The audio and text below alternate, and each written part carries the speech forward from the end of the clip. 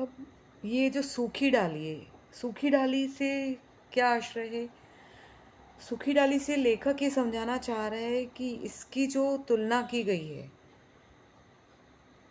इसमें एक बड़े परिवार का चित्रण किया गया है और इसमें जो दादा हैं, जो घर के सबसे बड़े हैं, वो उनको वट वृक्ष की उपाधि दी गई है। वट वृक्ष कैसे होता है? ये वट वृक्ष ऐसा होता है जिसमें देखो सारी की सारी शाखाएं उससे लिपटी हुई रहती हैं और एक बड़ा सा पेड़ होता है और जिसमें बहुत सारी शाखाएं साथ में होती है और कोई भी शाखा टूटने नहीं पाए। अब एक पेड़ क्या चाहेगा कि मेरी शाखा टूट जाए या मेरा कोई अंग, जैसे एक व्यक्ति का अंग होता है, अगर व्यक्ति के हाथ पैरों में से या उसकी बॉडी का कोई एक पार्ट टूट जाता है या फ्रैक्चर हो जाता है तो उसको कैसा लगता है, वैसे ही जब पेड़ का कोई एक शाखा टूट जाए तो उसको कैसा लगता है। तो वो चाहता ही नहीं है, एक मानव चाहेगा कि मेरा अंग कोई टूटे या मेरी बॉडी का कोई पार्ट टूटे, वैसे ही पेड़ भी नहीं चाहते हैं कि मेरा कोई अंग या कोई हिस्सा टूटे। वैसे ही इस एकांकी में, सूखी डाली में, उपेंद्र नाथ अश्क द्वारा जो लिखी गई है, वो समझा रहे हैं, वो बता रहे हैं कि ये जो मेरा परिवार है, ये वट वृक्ष की तरह है। मैं नहीं चाहता कि इसकी कोई भी एक भी शाखा टूट जाए और वो मुरझा जाए। ठीक है ना? तो इसमें छोटी बहू द्वारा बहुत ही एक अच्छा कथन कहा गया है कि दादाजी पेड़ से सॉरी, किसी डाली का टूट कर अलग होना पसंद नहीं करते, पर क्या आप चाहेंगे कि पेड़ से लगी लगी वह डाल सूख कर मुरझा जाए? मतलब आप क्या चाहेंगे आपके परिवार के बारे में कि आपके परिवार के साथ जो रह रहा है वो आपसे बिछड़ जाए और बिछड़ कर अकेला रहकर मुरझा जाए, या उसकी ज़िंदगी कुछ अलग मायने ले ले? नहीं चाहेंगे ना। वैसे ही इस एकांकी में बताया गया है कि आजकल की अस्त व्यवस्था के कारण जो लोगों की ज़िंदगी हो रही है उसकी यथार्थ झांकी, मतलब उसका जीवंत स्वरूप प्रकट किया गया है। किसमें? सूखी डाली में। तो हेलो फ्रेंड्स, मैं साना आपका स्वागत करती हूँ। देखते हैं आगे। अब इसमें सबसे पहले हम पात्र देखेंगे कि कौन से पात्र हैं। तो पुरुष पात्र में क्या आएगा? दादा आएंगे, कर्मचंद, परेश, भाशी और मल्लू। अब इतने जब सारे पात्र होते हैं ना तो उनको वो पात्र लर्न नहीं होते हैं। तो जैसे जैसे ये नाटक आगे बढ़ता जाएगा, एकांकी आगे बढ़ती जाएगी, आपको वो पात्र लर्न होते जाएंगे। अब स्त्री पात्र में क्या आएगा? बेला आएगी, छोटी भाभी आएगी। छोटी भाभी कौन है? बेला की सास है, मतलब उनको छोटी भाभी बोलते हैं और वो इंदु की माँ भी है। ठीक है। और मंझली भाभी आएगी, फिर बड़ी भाभी आएगी, फिर मंझली बहू आएगी, फिर बड़ी बहू आएगी। ठीक है ना? मतलब बड़ी भाभी की जो बहू होगी बड़ी बहू होगी और मंझली भाभी की जो बहू होगी वो मंझली बहू होगी। रजवा और पारो। ठीक। अब आगे, अब नाटक का पहला दृश्य शुरू होता है। इस नाटक में 3 दृश्य हैं, तो हम सबसे पहले पहला दृश्य देखेंगे कि पहला दृश्य क्या है।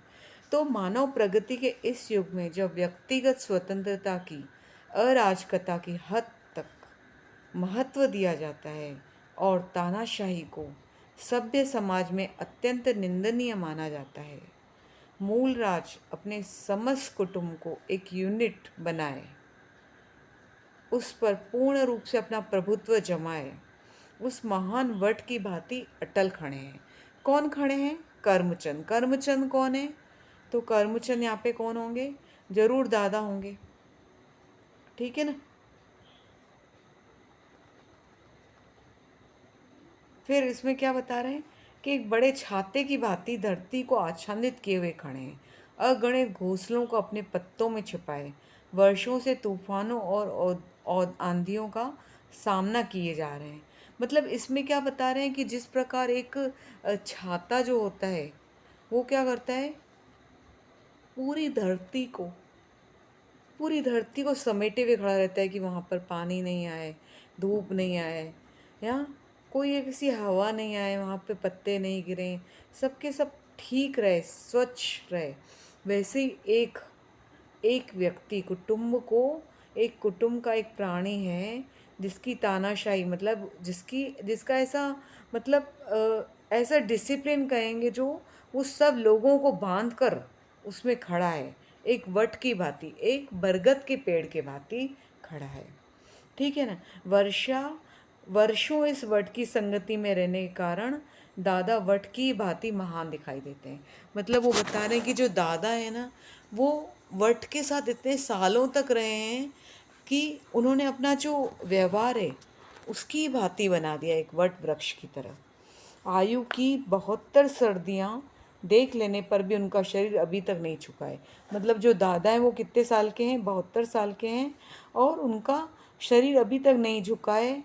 उनकी सफ़ेद दाढ़ी वट की लंबी लंबी दाढ़ियों की भांति उनकी नाभि को छूती हुई मानो धरती को छूने का प्रण कर रही है। मतलब इतनी लंबी दाढ़ी हो गई है जो उनकी नाभि को छूती है। समझ रहे हो आप कितनी लंबी दाढ़ी होगी उनकी। फिर दादा का बड़ा लड़का जो 1914 के महायुद्ध में सरकार की ओर से लड़ते लड़ते काम आया था।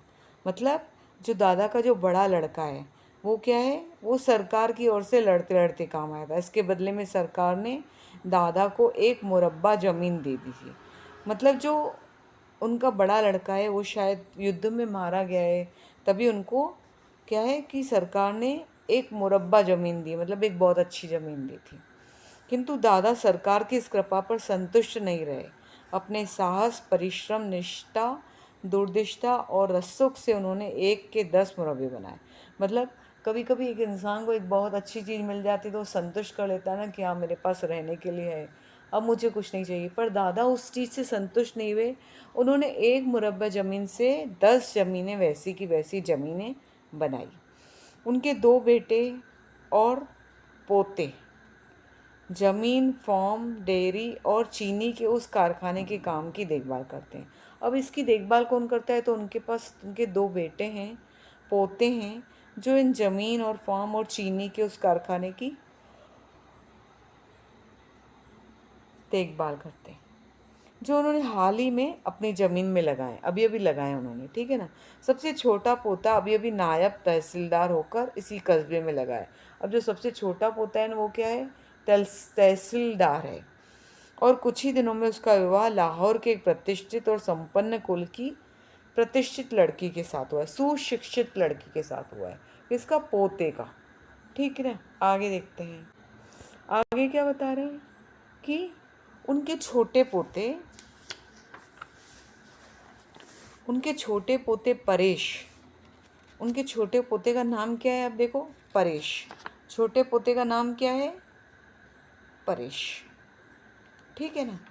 जो परेश है का नायब तहसीलदार और उनकी छोटी पतेहू का सुशिक्षित होना अपने आप में 2 महत्वपूर्ण बातें।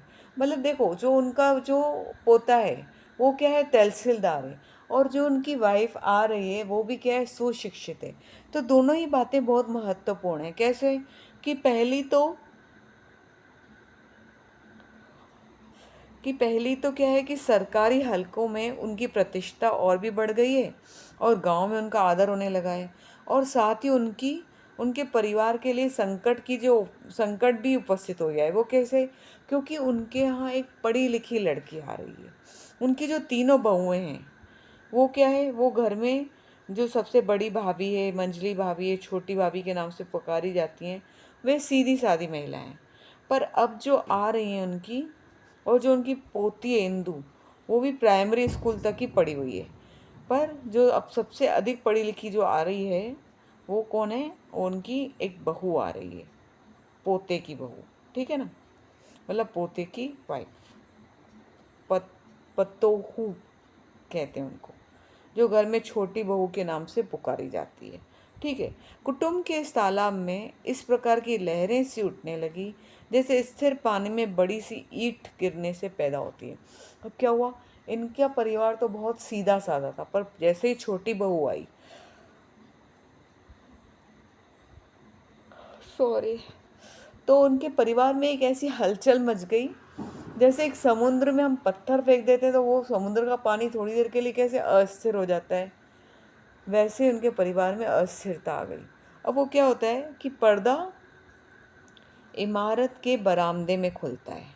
ठीक है, मतलब उनके घर में खुलता है। वास्तव में यह बरामदा घर की स्त्रियों का क्या है, राहदेव सम्मिलित स्थल है।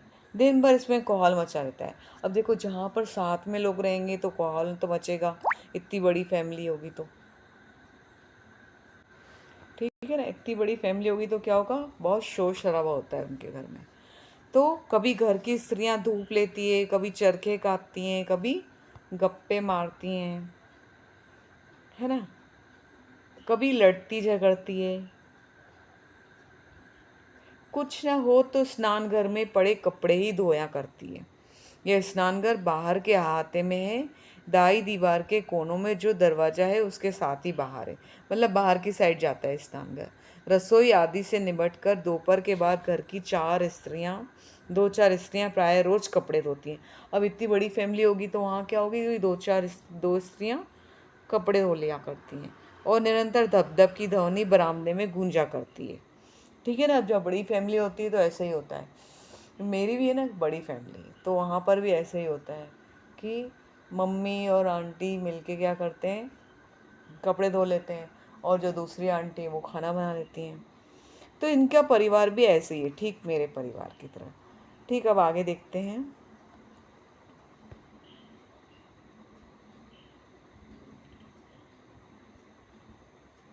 आगे क्या है कि सामने दीवार के बाएं कोने में छोटी सी गैलरी है, जिसमें पहले मंझली बहू और बड़ी बहू के कमरे। सबसे पहले किसके कमरे आते हैं, मंझली बहू और बड़ी बहू के कमरे आते हैं, जिनकी खिड़कियां बरामदे में खुलती हैं। फिर मंझली भाभी और बड़ी भाभी के। छोटी भाभी का कमरा दाई ओर है, छोटी बहू का कमरा ऊपर की छत की ओर है। बाई दीवार में सीढ़ियाँ बनी हैं जो ऊपर की ओर जाती है। अब ये तो सब डिस्क्रिप्शन है कि घर कैसे बना हुआ है, पर इसके बारे में ज़्यादा हमको नहीं पढ़ना है। कि सामने की दीवार के साथ गैलरी को इधर को दो तख्त बिछे हुए, एक चारपाइयाँ दीवार के साथ खड़ी है। एक पुराने फैशन की बड़ी आराम कुर्सी भी सामने रखी गई है। अब ये पूरे घर का बता रहे हैं कि घर कैसा बना हुआ है, कौन सा कमरा किसको दिया गया है। दोपहर होने में अभी काफ़ी देर है, अतः बरामदे में अपेक्षाकृत निस्तब्ध है। केवल गैलरी से स्त्रियों के जल्दी जल्दी बातें करने की आवाज़ें आ रही हैं। पर्दा उठने के कुछ क्षण पश्चात इंदु तेज तेज गैलरी से निकलती। इंदु कौन है, बिटिया है घर की। बिफरी हुई सी दाई तरफ के तख्त पर बैठ जाती है। उनके पीछे पीछे बड़ी बहू शांत स्वभाव से चलती आती है। इंदु की भुक्किटी चढ़ी हुई है और बड़ी बहू शांत और गंभीर है। अब देखो, जो इंदु है वो छोटी बच्ची है, तो वो कैसी है, वो शांत नहीं है। और जो बड़ी बहू है वो बड़ी है, समझदार है, इसलिए वो शांत है। अब बड़ी बहू क्या कहती है, देखते हैं। बड़ी बहू क्या कहती है। बड़ी बहू, इंदु के कंधों पर अपने दोनों हाथों को रखते हुए, आखिर कुछ कहो भी। क्या कह दिया छोटी बहू ने। इंदु, चुप। बड़ी बहू, क्या कह दिया उसने जो इतनी बिफरी हुई हो। इंदु क्रोध से, और क्यों ईंट मारती। बड़ी बहू, कुछ कहो भी। इंदु, मेरे मायके में यह होता है, मेरे आयके में यह नहीं होता है। अपने और अपने मायके के सामने तो वह किसी को कुछ गिनती ही नहीं। हम तो उसके लिए मूर्ख, गवार और असभ्य हैं। बड़ी बहू आश्चर्य से, क्या मतलब। इंदु बता रही है कि जो छोटी बहू आई है वो अपने मायके की तारीफ करती रहती है, अपनी तारीफ करती रहती है, हम तो उसके सामने कुछ भी नहीं है। देखते हैं आगे क्या बोलते हैं। इंदु, बैठक के बाहर मिश्रानी खड़ी हो रही थी। मैंने पूछा तो पता चला कि बहू रानी ने उसे काम से ही हटा दिया है। इंदु ने पूछा कि जो वो मिश्रानी थी वो कहाँ गई, तो बहू ने क्या कहा, मैंने उसको काम से ही हटा दिया। बड़ी बहू उसी आशय से, काम से हटा दिया, भला उसका क्या दोष। इंदु, दोष यह था कि उसे काम करना नहीं आता है। बड़ी बहू, काम करना नहीं आता। इंदु, उस बेचारी ने कहा भी कि मैं 10-5 दिन में सब कुछ सीख जाऊंगी। भला के दिन हुए हैं मुझे अपना काम करते, किंतु बहू रानी न मानी। झाड़न उन्होंने उसके हाथ से छीन लिया और कहा कि हट तू, मैं सब कुछ स्वयं कर लूँगी। अभी तक इतना तो सलीका नहीं कि बैठक कैसे साफ की जाती है, 5-10 दिन में तू क्या सीख जाएगी। बड़ी बहू, सलीका नहीं इंदु, मैंने जाकर समझाया कि भाभी 10 साल से यह मिश्रानी घर का काम कर रही है, घर भर की सफाई करती है, बर्तन मलती है, कपड़े धोती है, जाने तुम्हारा कौन सा काम है जो इससे नहीं होता। फिर मैंने समझाया कि भाभी नौकर से काम लेने की भी तमीज़ होनी चाहिए। बड़ी बहू, हाँ और क्या। देखा, अब वो बता रहे हैं कि जो सुशिक्षित है छोटी बहू, अब उसको जो घर में नौकरानी है उसके काम करने का तरीका पसंद नहीं है। वो इतने सालों से 10 सालों से काम कर रही है। कितने सालों से काम कर रही है? 10 सालों से काम कर रही है। और नौकरानी का नाम क्या है? मिश्रानी। ठीक है ना। अब ये सारी वार्तालाप किससे हो रही है? बड़ी बहू और इंदु कर रहे हैं। अब आगे देखते हैं कौन आता है। आगे इंदु आती है। इंदु फिर से बोलती है, झट से बोली, वह तमीज तो बस आप लोगों को है। मैंने कहा तुम तो लड़ते हो। मैं सिर्फ यह कहना चाहती थी कि नौकर से काम कर लेने का भी ढंग होता है। इस पर तो नक्कर बोली, और वह ढंग मुझे नहीं आता। मैंने नौकर जो यहीं आकर देखे हैं। फिर कहने लगी, काम लेने का ढंग उससे आता है जिसे काम की परख हो। सुबह शाम झाड़ू देने मात्र से कमरा साफ नहीं हो जाता। उसकी बनावट सजावट भी कोई चीज़ होती है। न जाने तुम लोग किस तरह इस फूहड़ नौकरों से गुजारा कर लेते हो। मेरे मायके में तो ऐसे गवार मिश्रानी 2 दिन में छोड़ 2 घड़ी भी नहीं टिकते। और वो बता रहे हैं, छोटी बहू बता रही है कि सिर्फ झाड़ू लगाने से ही घर की सफाई नहीं हो जाती है, उसकी सजावट भी होती है, बनावट भी होती है। मतलब उसको सहेज कर भी रखना पड़ता है, इसको डेकोरेट भी करना पड़ता है। फिर बड़ी बहू कहती है, कहीं उसने ये सब बातें। इंदु, और कैसे कही जाती है, जब से आई है यही तो सुन रहे हैं। नौकर अच्छे हैं तो उसके मायके में, खाना पीना अच्छा है तो उसके मायके में, कपड़े पहनने का ढंग आता है तो उसके मायके वालों को। हम तो न जाने कैसे जी रहे हैं। यहाँ के लोगों को खाना पीना पहनना ओढ़ना तो कुछ नहीं आता। हमारे नौकर गवार, हमारे पड़ोसी गवार, हम स्वयं गवार। देखा, जब आपके सामने कोई पढ़ा लिखा व्यक्ति आ जाता है तो लोग उसको बर्दाश्त ही नहीं कर पाते, उसकी सारी चीज़ों को गलत ठहराते हैं। पर हम ये देखते हैं कि क्या उसमें इतनी सारी क्वालिटीज़ हैं कि उसको ऑब्जर्वेशन करने आता है कि कौन सी चीज़ सही है और कौन सी चीज़ गलत है। क्यों? क्योंकि वो पढ़ा लिखा है, उसने दुनिया देखी है। तो हमें उसकी बात माननी चाहिए कि न माननी चाहिए। तो आगे हम देखेंगे कि इंदु इंदु सही है कि बड़ी बहू सही है। तो आप इस वीडियो को आखिरी तक देखिए, इस क्लास को, और जानिए कि क्या आगे इंदु सही है कि छोटी बहू सही है। और मैं आपको ये भी बताना चाहती हूँ कि हमने अपनी क्लासेस में और भी लेसन्स को डाला है, जैसे सुजान भगत है, और एक कहानी यह भी। तो अगर आप इंटरेस्टेड हो तो आगे वीडियो में आप देख सकते हैं। देखिए अब आगे क्या बोलते हैं। बड़ी बहू चकित विस्मित सिर्फ सुनती है। बड़ी बहू जो है वो क्या है, वो बहुत आश्चर्य से सब बातें सुनती है। इंदु, मैंने भी कह दिया, क्या बात है भाभी, तुम्हारे मायके की एक नमूना तुम ही जो हो।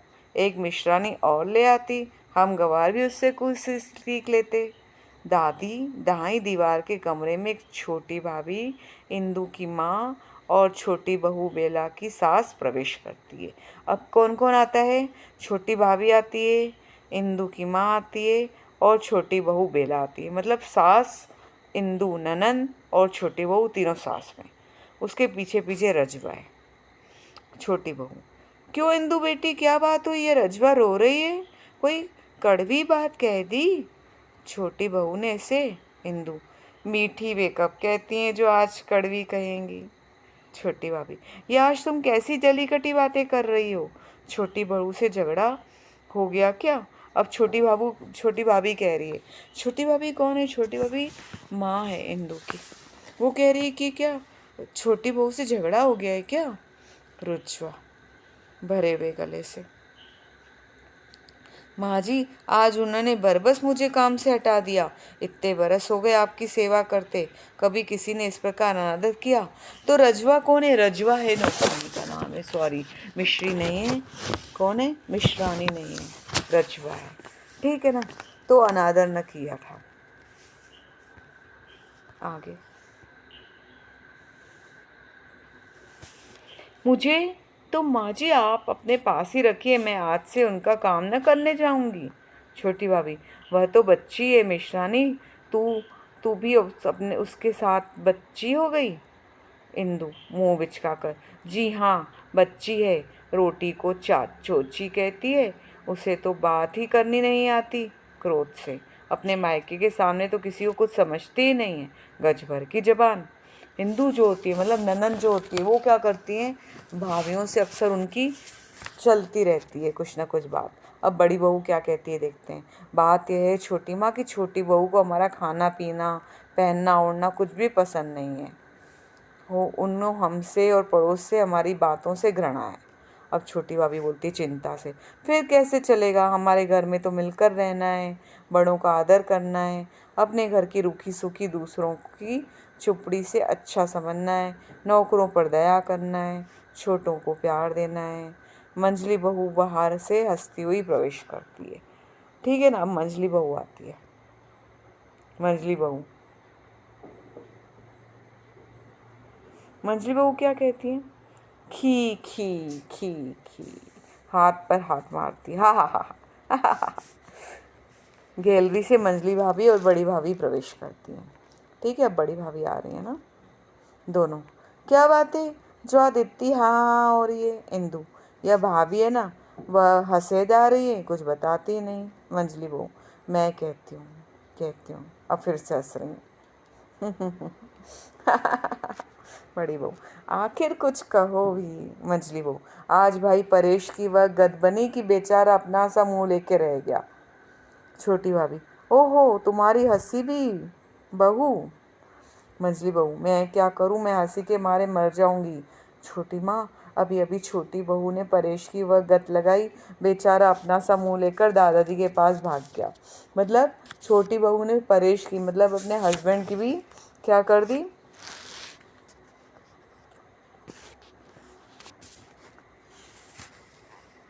गत लगाई। मतलब उसको कुछ कहा होगा, देखते हैं क्या कहा है। कहते हैं बड़ी बहू, क्या बात हुई? बात क्या हुई? मंझली बहू, मैं तो उधर सामान रखने गई थी, बहुत सी बातें मैंने सुनी नहीं, बहुत सी समझ में भी नहीं आई। अंग्रेजी में गिरपिट कर रहे थे, छोटी बहू का पारा कुछ चढ़ा हुआ था। इतना मालूम हुआ कि परेश स्नान कर कमरे में गया तो बहू रानी ने सारा फर्नीचर निकाल कर बाहर रख दिया। परेश ने कारण पूछा। छोटी बहू ने कहा, मैं इन टूटी फूटी कुर्सियों और गले सड़े फर्नीचर को अपने कमरे में नहीं रहने दूंगी। परेश कहने लगे, हमारे बुजुर्ग? बात काटकर छोटी बहू ने कहा, हमारे बुजुर्ग तो नंगे लुच्चे जंगलों में घुमा करते थे, तो क्या हम भी उनका अनुकरण करेंगे? हंसती हैं। और जो सामान पड़ा था वह भी उठाकर बाहर फेंक दिया। इंद्र, फिर मंजली भाभी, छोटी बहू, छोटी भाभी, यह तो,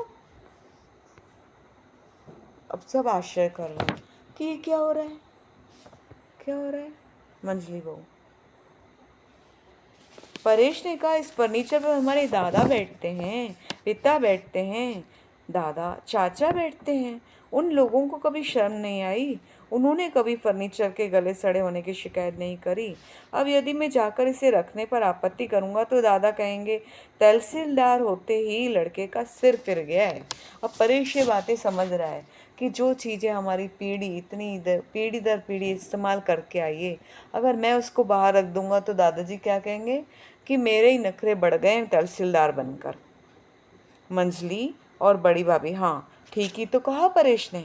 छोटी भाभी, परेश मेरा बेटा भला। मंझली भाभी, तब बहू ने कहा, तो न कहो, मैं तो इस गले सड़े सामान को कमरे के पास तक फटकने न दूंगी। इस बेडोल फर्नीचर से तो नीचे धरती पर चटाई बिछाकर बैठना लटना अच्छा।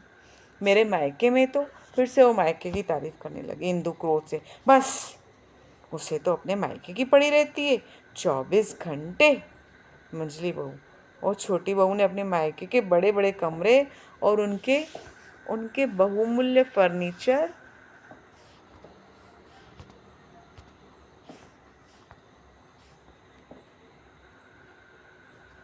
बड़े मूल्य फर्नीचर का बखान किया। फिर हंसती हैं और महाशय परेश को भी एक भी नहीं चलने दी। बेचारे भीगी बिग्गी बने दादाजी के पास चले गए। हंसती हैं, दूसरी भी उसके साथ हंसती हैं, अब सब हंसते हैं मिलके। मछली बहू, मैं तो चुपके से चली आई, मुंह बिचाकर। जबान है छोटी बहू की या कतरनी। फिर जब अंग्रेजी बोलने लगती तो कुछ समझ में ही नहीं आता। परेश बेचारा तो अपना सा मुंह लेके रह जाता है, जाने तहसीलदार कैसे बन गया। इंदु, बस जबान ही जबान है, बात तो जब है जब काम भी हो। एक काम को कहो तो 100 नाक बहुत चढ़ाती है। दादाजी ने 4 कपड़े धोने को क्या कहा, वे तो पड़े गुसल खानों में गल रहे हैं। छोटी भाभी, गुसल खाने में गल रहे हैं? तू उठा क्यों न लाई उन्हें? जा भाग कर उठा ला और फटक कर आंगन में डाल दे। मैं बहू को समझा दूंगी, इस तरह कैसे चलेगा। परेश ने समझाया नहीं उसे।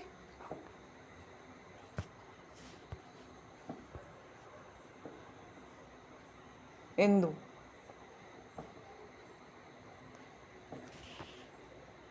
परेश की तो जैसे वह बड़ी सुनाई होती है। मंझली बहू, वह मलमल के थान और अरबों की बात याद है ना? अभी अभी तक पड़े हुए हैं। कह कहकर हार गए परेश महाशय। बहुरानी ने हाथ तक न लगाया उन्हें, और वे शर्म के मारे ले जाते नहीं दादाजी के पास। कचहरी में होंगे तहसीलदार, घर में तो अपराधियों से गए बीते हो गए हैं। मतलब घर में उनकी बहू की चलती है, परेश की भी नहीं चलती है। छोटी भाभी, पर दादाजी के कपड़े? बड़ी भाभी, तुम भी बहन बस, क्या इतना पढ़ लिख कर छोटी बहू कपड़े धोएगी? इंदु, क्यों, उसके हाथ नमक मिट्टी के हैं जो गल जाएंगे।